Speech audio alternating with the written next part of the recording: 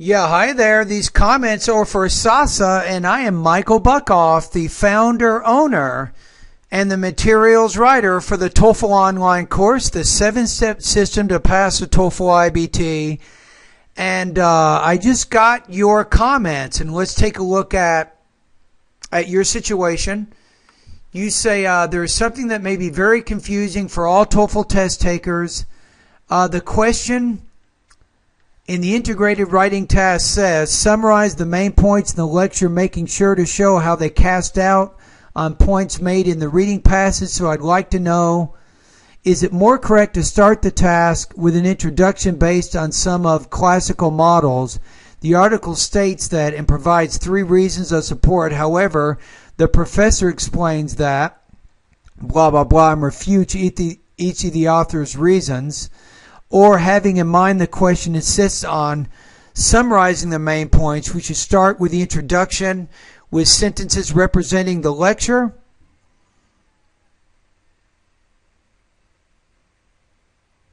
You have the lecture discusses X. He provides several reasons, which is an opposite to the facts exposed in the reading passage. If it's saying summarize the main points in the lecture showing how they cast doubt on information in the reading passage, I would say it's probably better to use this one, because this more directly answers whatever the question is being asked. It's asking you to look at the lecture and then show how it's opposite to the ideas in the reading. But you know what? If you do either way, as long as you show what the connection is with the reading and the lecture, and then show how the lecture differs from the points made in the reading passage, you should be okay. But I'm gonna go for this one. I'm gonna go for this particular organization here. Now, the other day I had one of my students who completed an integrated writing practice test, and then he paid me. He wanted me to rewrite it. His score was about 3.0 out of 4, and I showed him how he could make it better, score higher. So I think that this introduction actually follows the first model here. This one. But you could do it either way. I think you could actually do this either way. So let's see what the student says here. So you have, remember that the reading passage was talking about 3 different points of how to make businesses more successful. Then the lecture disagreed with these points.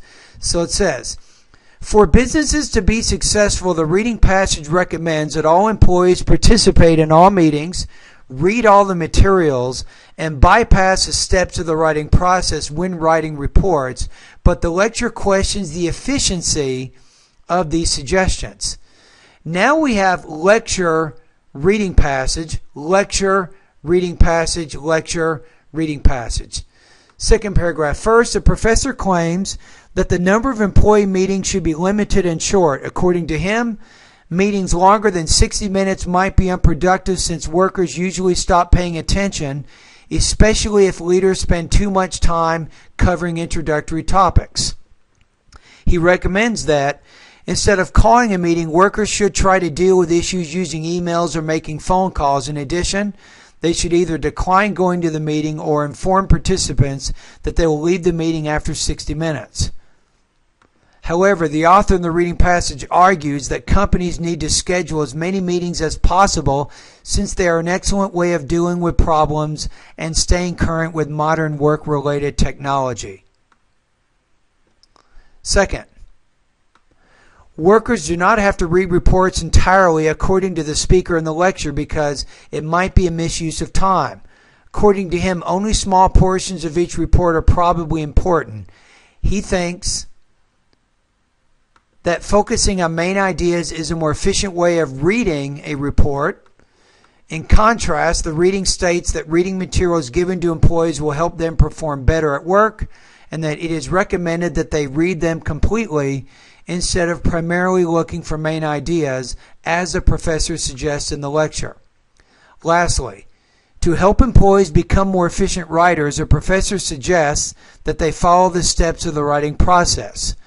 When it comes to writing reports, the professor explains that workers should not initially try to write imperfect and complete sentences since it will take too long to complete the reports. Instead, for the sake of saving time, he proposes to make an outline, write a quick draft, and finally revise and correct the mistakes. However, the reading states the report should be written all at once, and separating the steps in the writing process wastes time. Ultimately, the lecture casts doubt on the reading passage by stating that having frequent and long meetings, reading all reports in detail, and writing reports all at once will in fact make businesses less efficient and consequently less successful. So in this case, remember, there isn't a single way to write these things. I mean, one of my students in my TOEFL class this morning at California State University, San Bernardino, was asking me, well, what if I put all the points in the reading in one paragraph and all the points in the lecture in another? It's possible. That's called chunking. Sequencing means in this paragraph, in this one, we have lecture point number 1 along with reading point number 1.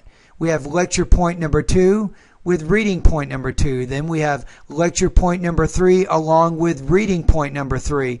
The person could have done this. The person could have put lecture point 1, 2, and 3, and then showed how they're different here in reading point 1, 2, and 3. But it probably maybe would have made a paragraph that was too big. I mean, look how fat this paragraph is, and we're only talking about lecture point 1 and reading point 1. You see what I'm saying? So you can also go to, if you go to Google, what we're doing here is called compare and contrast, and we're using a sequencing or point-by-point organization. The other possible way is what's called chunking. If you go to the internet, go to Google, type in the keywords how to write a compare and contrast essay, and you will see different varying ways of creating the thesis along with the organization of the body paragraphs. But this one that I'm showing you here, this particular essay here, this is going to score 5.5 out of 5, 30 points out of 30. This is very strongly organized, and it's very likely to get what's called the perfect score. Alrighty? Anyway, if anybody else is watching this video, if you guys want to share and make a point, you can certainly make a comment underneath this video.